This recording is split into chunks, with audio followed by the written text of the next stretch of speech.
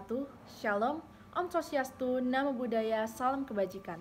Perkenalkan, saya Jovanka Citra Kristiani dengan NIM 220906047, mahasiswa Prodi Ilmu Politik Universitas Sumatera Utara.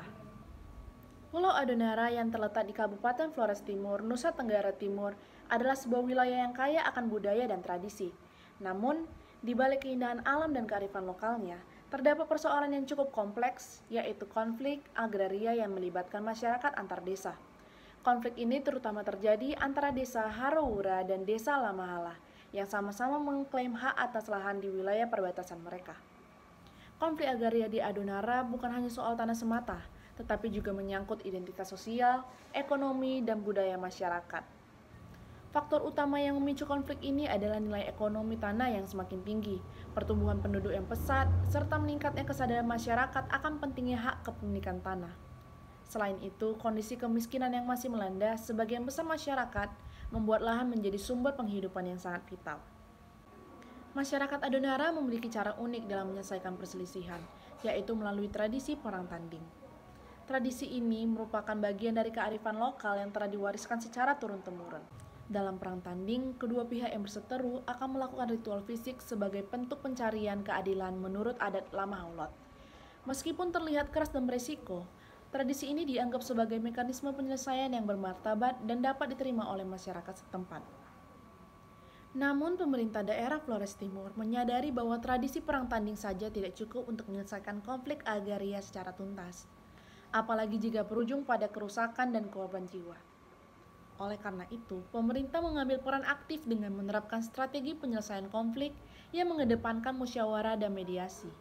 Pemerintah bersama tokoh adat dan kepala desa memfasilitasi dialog terbuka antara pihak-pihak yang bersengketa. Kepala desa berperan penting sebagai mediator yang membantu kedua belah pihak untuk mencapai kesepakatan bersama. Selain itu, pemerintah daerah juga memperkuat kewenangan desa dengan menegaskan batas wilayah administratif secara resmi melalui peraturan daerah. Penetapan batas desa yang jelas ini sangat penting untuk mencegah tumpang tindih klaim lahan di masa depan dan memperkuat tata kelola sumber daya alam di tingkat desa. Pemerintah juga mendorong penyelesaian konflik melalui jalur non-ligitasi seperti negosiasi, mediasi, dan fasilitasi, agar penyelesaian dapat berlangsung secara damai dan menghindari proses hukum yang panjang dan berbelit. Pendekatan ini mengutamakan perdamaian dan keadilan sosial, sehingga semua pihak dapat menerima hasil yang dengan lapang dada. Meski sudah ada berbagai upaya, penyelesaian konflik agraria di Pulau Adonara masih menghadapi sejumlah tantangan. Perbedaan persepsi tentang batas wilayah, ikatan emosional masyarakat terhadap tanah leluhur, serta belum optimalnya penegakan peraturan batas desa yang menjadi hambatan utama. Namun, dengan komitmen pemerintah daerah dan dukungan masyarakat adat, strategi berbasis kearifan lokal ini tetap menjadi fondasi penting untuk menciptakan perdamaian yang berkelanjutan. Kisah penyelesaian konflik agraria di Pulau Adonara ini menjadi contoh nyata bagaimana kearifan lokal dan peran aktif pemerintah dapat bersinergi untuk mengatasi persoalan sosial yang kompleks.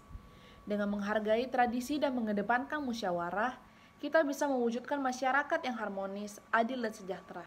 Mari kita dukung terus upaya-upaya damai seperti ini di seluruh pelosok negeri, agar konflik agraria tidak lagi menjadi penghalang pembangunan dan kesejahteraan masyarakat. Demikian pembahasan yang saya sampaikan.